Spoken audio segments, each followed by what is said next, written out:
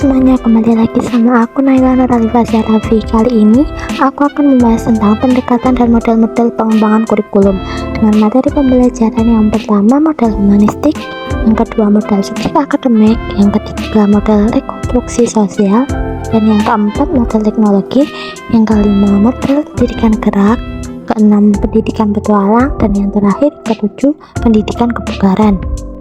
Nah, selanjutnya kita masuk ke pembahasan. Yang pertama, model humanistik.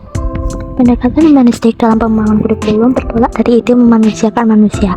Penciptaan konteks yang memberi peluang manusia untuk menjadi lebih human, untuk mempertinggi harkat manusia merupakan dasar filosofi, dasar teori, dasar evaluasi, dan dasar pengembangan program pendidikan. Kurikulum pada pendekatan ini mempunyai ciri-ciri sebagai berikut. A. Partisipasi. Kurikulum ini menekankan partisipasi murid dalam belajar. Kegiatan belajar merupakan belajar bersama melalui berbagai bentuk aktivitas kelompok. Yang B. Integrasi. Melalui partisipasi dalam berbagai kegiatan kelompok terjadi interaksi, interpenetrasi, dan integrasi dari pemikiran dan berbagai tindakan. Yang C. Relevansi. Isi pendidikan relevan dengan kebutuhan, minat, dan kebutuhan murid karena diambil dari dunia murid oleh murid sendiri. Yang D. Pribadi anak.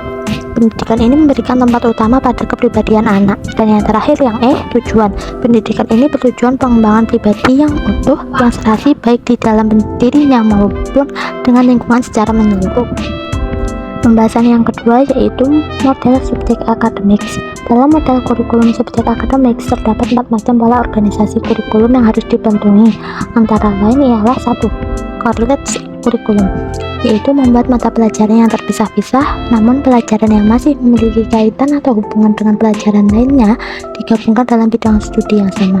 Yang kedua, unifit atau congregate kurikulum, merupakan pola organisasi bahan pelajaran di mana bahan pelajaran disusun berdasarkan tema-tema tertentu yang terdiri atas materi dari berbagai pelajaran disiplin ilmu. Yang ketiga, integrate kurikulum. Pada bagian ini sudah tidak terdapat warna dari disiplin ilmu. Bahan pelajaran digabungkan dalam suatu kegiatan atau persoalan tertentu. Yang keempat, problem solving kurikulum, merupakan organisasi isi yang terdiri atas berbagai topik pemecahan masalah yang terjadi dalam kehidupan dengan menggunakan ilmu-ilmu yang diperoleh dari mata pelajaran atau disiplin ilmu. Pembahasan yang ketiga yaitu model rekonstruksi sosial. Model kurikulum rekonstruksi sosial memusatkan perhatian pada masalah yang dihadapi di lingkungan masyarakat. Kurikulum rekonstruksi sosial menekankan isi pembelajaran atau pendidikan juga sekaligus menekankan proses pendidikan dan pengalaman belajar. Pendekatan rekonstruksi sosial berasumsi bahwa manusia sebagai makhluk sosial. Pendidikan bukanlah usaha yang dilakukan sendiri, tetapi pendidikan merupakan kegiatan yang dilakukan secara bersama-sama dan saling berinteraksi.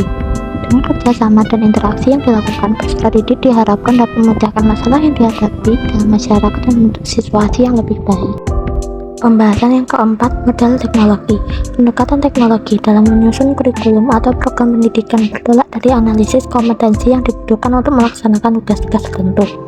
Dalam konteks kurikulum, model teknologi adalah teknologi pendidikan mempunyai 2 aspek, yakni hardware berupa alat benda keras seperti proyektor, TV, LCD, radio, dan sebagainya.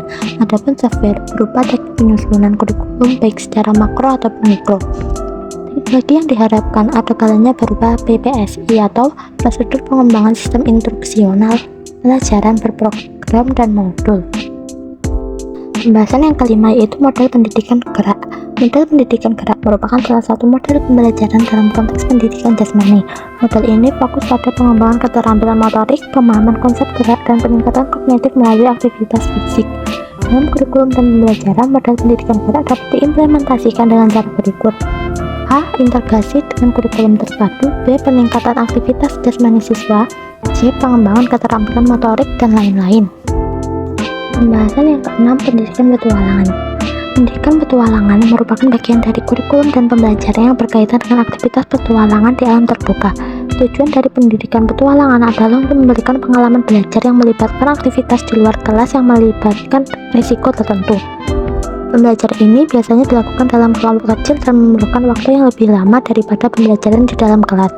Selain itu, pendidikan petualangan juga bertujuan untuk mengembangkan keterampilan, keselamatan, dan pertumbuhan pribadi siswa.